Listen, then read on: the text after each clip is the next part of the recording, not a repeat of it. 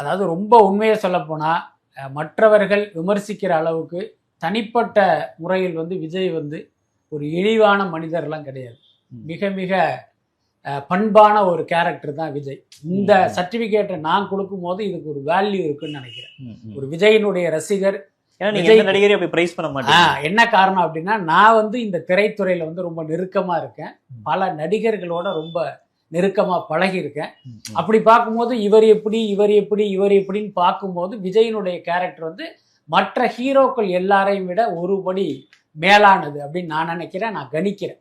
ஏன்னா விஜய் பார்த்தீங்கன்னா, நான் ஏற்கனவே சொன்ன மாதிரி அவருடைய முதல் படத்துல இருந்து நான் பார்த்துட்டு இருக்கேன். புரியுதா இல்லையா? எப்பயுமே சினிமாவில் என்ன உள்ள சினிமாக்காரர்களுடைய தேசிய குணம் என்ன அப்படின்னா, வாய்ப்பு தேடும் போது ஒரு மாதிரி இருப்பாங்க, வாய்ப்பு கிடைத்த பிறகு வேற மாதிரி மாறுவாங்க, அந்த வாய்ப்பு கிடைத்த படம் வெற்றி அடைந்த பிறகு வேற மாதிரி மாறுவாங்க.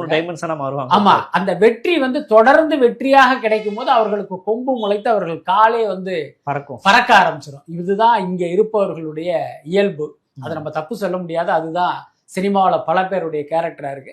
விஜயை பொறுத்த வரைக்கும் பாத்தீங்கன்னா அந்த மாதிரியான ஒரு கேரக்டர் கிடையாது. இந்த பாசாங்கு அதெல்லாம் இல்லாத ரொம்ப எளிமையான இயல்பான ஒரு கேரக்டர். ஸோ அந்த அடிப்படையில் தான் சொல்றேன், அவர் அரசியலுக்கு வந்துட்டார் அப்படிங்கிறதுனாலயே நீங்கள் அவர் எப்படி வேணாலும் விமர்சனம் பண்ணிடலாம் அப்படிங்கிறதெல்லாம் ஏற்புடைய விஷயமே இல்லை.